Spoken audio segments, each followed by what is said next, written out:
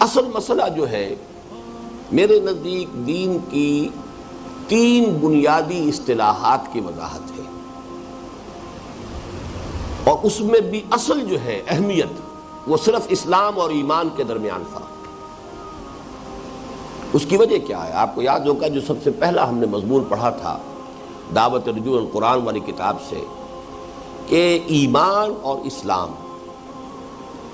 ان دونوں کے مابین فرق کیا ہے۔ اسلام کی بنیاد پر ایک معاشرہ قائم ہوتا ہے، دنیا کا سارا نظام اسلام پر ہے، ایمان پر نہیں ہے، اس لیے کہ ایمان ایک مخفی حقیقت ہے، یہ کسی کے دل میں ہے یا نہیں ہے یہ ہم دنیا میں فیصلہ نہیں کر سکتے۔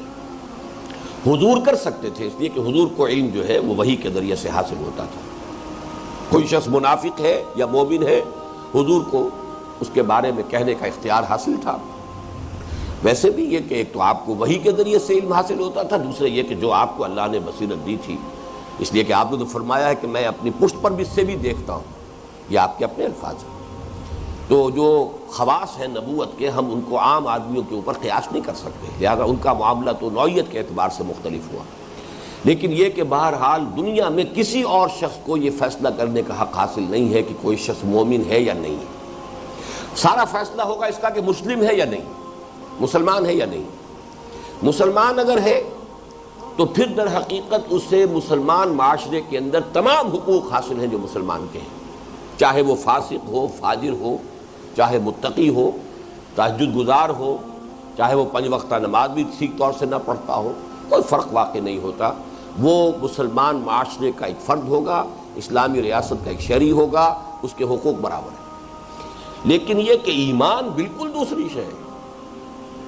ایمان قلبی یقین کا نام ہے، اور ایمان پر فیصلے ہوں گے قیامت کے دن۔ وہاں یہ نہیں دیکھا جائے گا کہ دنیا میں یہ شخص جو ہے اسلامی ریاست کا شہری سمجھا جاتا تھا یا نہیں سمجھا جاتا تھا، یہ مسلمانوں کا کوئی بہت بڑا قائد تھا، بڑا لیڈر تھا، بہت بڑا جو ہے پیشوا تھا، مرشد تھا، کیا تھا، کچھ بھی ہوا کرے، وہاں تو سارے فیصلے ہوں گے ایمان پر، کہ اگر دل میں ایمان ہے تو معاملہ علیحدہ ہے، دل میں ایمان نہیں ہے تو چاہے تقویٰ کا کتنا ہی لبادہ اوڑھ رکھا ہو، چاہے دینداری کے کتنے ہی اپنے اوپر جو ہے وہ لباس اس نے کسی شخص نے جو ہے وہ اوڑھ لیے ہو، لیکن یہ کہ بہرحال اللہ تعالیٰ کے ہاں فیصلے قیامت کے دن ایمان کی بنیاد پر، دنیا میں تمام تر فیصلہ اسلام کی بنیاد پر۔ اور یہ اصل میں بہت ہی فنڈامنٹل بات ہے۔ حقیقت ایمان کے موضوع پر میرے 5 روز کے یہاں محاضرات ہوئے تھے، ان کے ویڈیو آڈیو کیسٹس موجود ہیں، میں نے اس میں تفصیل سے بیان کیا کہ اس میں کیا کیا لوگوں سے غلطیاں ہوئی۔ سب سے پہلی غلطی جو ہوئی ہے وہ خوارج سے ہوئی کہ انہوں نے گناہ کبیرہ کی بنیاد پر تکفیر کا فیصلہ کرنا شروع کر دیا۔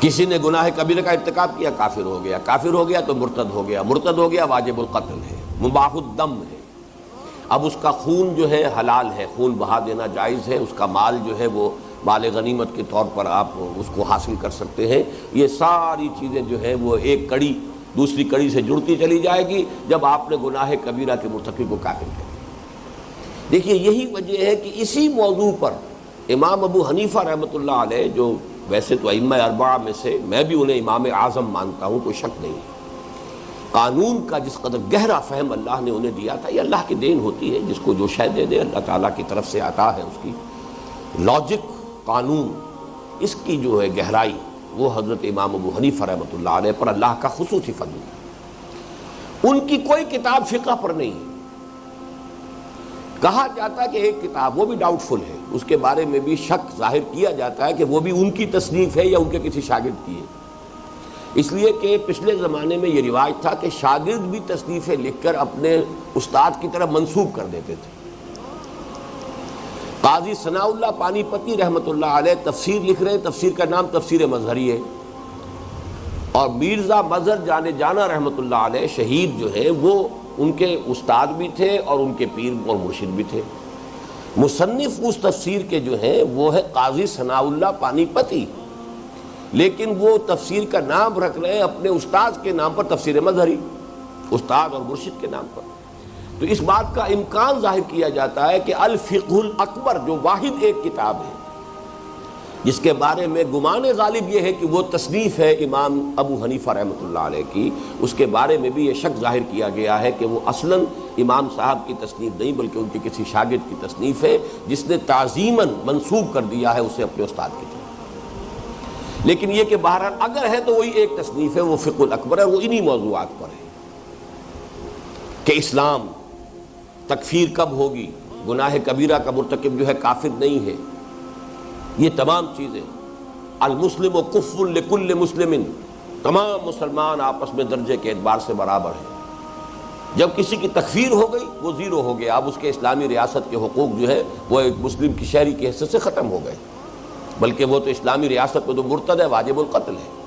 لیکن یہ ہے کہ جب تک تکفیر نہیں ہوئی ہے، کتنا بڑے سے بڑا گناہ کیا ہو، اس نے فرض کیجئے شادی شدہ ہونے کے باوجود اگر اس نے زنا کیا، رجم کر دو، اس سے بڑی سزا اور کیا ہوگی؟ پتھر مار مار کے کسی کو ہلاک کر دینا، لیکن پھر نماز جنازہ پڑھی جائے گی، وہ مسلمان مانا جائے گا، مسلمان مرا ہے۔ اسی طریقے سے کسی نے چوری کی، ہاتھ کاٹ دو، لیکن نماز اس کا جو بھی ہے اس کو مسلمان مانا جائے گا۔ اس کے بعد اگر کوئی قصاص میں قتل کیا گیا، قتل کر دو، لیکن یہ کہ نماز جنازہ پڑھی جائے گی، اس لیے کہ بہرحال وہ مسلمان مرا۔ تو اس حوالے سے ان چیزوں کے مابین اگر انسان جو ہے وہ ذرا سی غلطی کرے تو بات وہی ہو جاتی ہے کہ یک لحظہ غافل گشتم و 100 سالہ راہم دور شد، کہ ذرا سا کسر ہوئی اور کہیں سے کہیں بات پہنچ گئی، گناہ کبیرہ کا مرتکب کافر ہو گیا۔ اس کے بالکل برعکس کام کس نے کیا ہے؟ وہ اہل تشیع نے کیا ہے۔ اس دنیا میں فیصلے کرنے لگے کہ مومن کون ہے، مسلم کون ہے، اس لیے وہ اپنے آپ کو کہتے ہیں مومن بھائی۔ باقی مسلمانوں کو آؤٹ آف چیریٹی، یہ بھی ان کا بڑا یوں سمجھیے کہ ان کی بڑی مہربانی ہے کہ کہتے ہیں کہ ہم انہیں مسلمان مانتے ہیں۔ حضرت ابوبکر کو، حضرت عمر کو، حضرت عثمان کو، جو بڑے سے بڑا روادار شیعہ ہوگا وہ کہے گا ہم مسلمان مانتے ہیں۔ مومن ماننے کو وہ تیار نہیں ہے۔ مومن تو ان کی فہرست میں چند ہیں، 5-6 ہیں افراد بس، باقی سب کے سب مسلم ہیں۔ تو یہ ایک بات صحیح ہے کہ مومن اور مسلم میں فرق ہے، یہ تو ہمارا سورہ حجرات کا بڑا برکتی درس ہے۔ قالت الاعراب آمنا قل لم تؤمنوا ولكن قولوا اسلمنا ولما يدخل الايمان في قلوبكم۔ تو اس کیفیت کو تو ہم مانتے ہیں کہ ہو سکتا ہے کہ ایک شخص مسلم مانا جائے اور وہ مومن نہ ہو، لیکن غلطی کیا ہے کہ یہاں آپ فیصلہ کرنے کے مجاز نہیں ہے کہ کون مومن ہے اور کون مسلم ہے، یہ اللہ کے ہاں جا کر کھلے گا معاملہ۔ آخرت میں جو فیصلے ہوں گے وہ ایمان کی بنیاد پر ہوں گے، دنیا میں ہم صرف اسلام کا فیصلہ کر سکتے ہیں۔ یہ شخص کافر تھا، ہندو تھا، عیسائی تھا، فلاں تھا، اب مسلمان ہو گیا، اب مسلمان ہے، یا یہ شخص مسلمان تھا، اپنے اس قول کی وجہ سے یا فعل کی وجہ سے یا اس نے جو بھی خود جو ہے اعلانیہ اپنا مذہب تبدیل کیا وہ کافر ہو گیا۔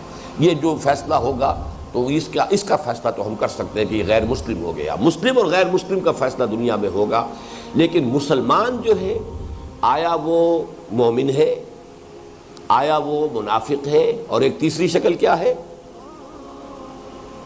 یاد ہے یا نہیں؟ Zero level. اس لیے کہ اس کو ہمارے عام علماء نہیں مانتے، لیکن میں اس آیت سے استنباط کر کے یہ ثابت کرتا ہوں کہ ایک زیرو لیول بھی ہو سکتا ہے کہ دل میں خلا ہے، نہ ایمان نہ نفاق،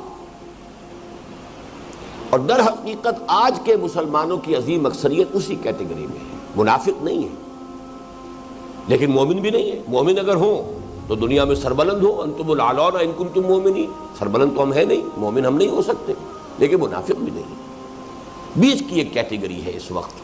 اور اس آیت سے میں نے اسی لیے ثابت کیا قالت الاعراب آمنا قل لم تؤمنوا ولكن قولوا اسلمنا ولما يدخل الايمان في قلوبكم۔ ایمان کی نفی تو نہایت مؤکد انداز میں کر دی گئی۔ لم تؤمنوا اس میں بھی تاکید کا رنگ ہے، ما آمنتم کی بجائے لم تؤمنوا کہنے کے اندر یہ زیادہ زور ہے۔ نمبر 2 اس کے بعد فرمایا ولما يدخل الايمان في قلوبكم، تمہارے دلوں میں ابھی تک ایمان داخل نہیں ہوا، لیکن اس کے ساتھ ہی فرمایا وَإِن تُطِيعُوا اللَّهَ وَرَسُولَهُ لَا يَلِدْكُم مِّنْ أَعْمَالِكُمْ شَيْئًا، اگر تم اللہ اور اس کے رسول کی اطاعت کرتے رہو گے تو تمہارے اعمال میں کوئی کمی نہیں کرے گا، اجر و ثواب میں۔ منافق کا یہ معاملہ ہو نہیں سکتا، منافق کا تو کوئی عمل اللہ کے ہاں قبول ہے ہی نہیں۔ لہذا اسی آیت میں ثبوت موجود ہے کہ وہ نہ مومن ہے نہ منافق ہے۔ اور یہ کہ میتھمیٹکس کا تو سیدھا سا قاعدہ ہے کہ آپ ایک طرف کرتے جائیے پازیٹیو +1 +2 +3 +4 پلس انفینٹی، -1 -2 -3 -4 -5 انفینٹی، درمیان میں لازماً 0 ہے۔ لہذا یہ تیسری حالت۔ لیکن ہم دنیا میں کسی شخص کے بارے میں تعین کے ساتھ فیصلہ نہیں کر سکتے۔ یہ جملہ بھی جو میں نے کہہ دیا ہے جنرلائز جملہ تو میں کہہ سکتا ہوں کہ آج مسلمانوں کی عظیم اکثریت اس 3rd کیٹیگری میں ہے۔ پرٹیکولر پرسن کو کسی کو میں نہیں کہہ سکتا، کسی شخص کو میں یہ نہیں کہہ سکتا کہ یہ منافق ہے یا مومن ہے، اللہ عالم۔ تو اس موضوع پر در حقیقت یہ حدیث کہ ریاست کا سارا معاملہ، معاشرے کی ساری بنیاد اسلام پر ہوگی، اس میں ایمان زیر بحث آئے گا ہی نہیں، جبکہ اصل سے ایمان ہے قیامت۔ جب اصل زندگی آخرت کی زندگی ہے وہاں فیصلہ ہوگا ایمان کی بنیاد پر، تو اصل اہمیت تو اس کی ہے۔ لیکن دنیا میں جو تمہاری لیمیٹیشنز ہیں اس کی بنیاد پر تمہیں سارا معاملہ اسلام کی بنیاد پر کرنا ہے۔ اب دیکھیے یہاں سب سے پہلا سوال کیا ہے؟ فقال، حضرت جبرائیل نے کہا، یا محمد، اے محمد صلی اللہ علیہ وسلم، اخبرنی عن الاسلام، مجھے باخبر کیجئے، مجھے بتائیے اسلام کے بارے میں۔ فقال رسول اللہ صلی اللہ علیہ وسلم، تو فرمایا اللہ کے رسول صلی اللہ علیہ وسلم نے، الاسلام ان تشہد، اب یہاں نوٹ کر لیں، تومنا کا لفظ نہیں آیا یہاں۔ اسلام یہ کہ تو گواہی دے، ان تشہد ان لا الہ الا اللہ وان محمدا عبدہ ورسولہ، وتقیم الصلاۃ وتؤتی الزکاۃ وتصوم رمضان وتحج البیت ان استطعت الیہ سبیلا۔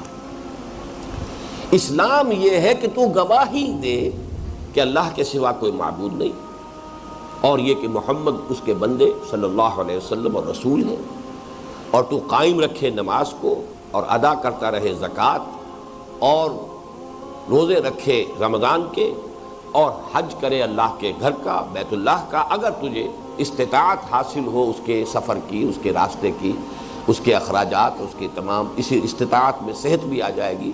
ایک شخص جو ہے صحت کے اعتبار سے بھی ایسا ہو کہ حج کی سختیوں کو برداشت کر سکتا ہو، بیمار نہ ہو، بہت ضعیف نہ ہو، اسی طریقے سے اس کے پاس خرچ بھی موجود ہو، تو اگر ہے تو تمہارے اوپر فرض وہ بھی ہے۔ یہ ہے اسلام۔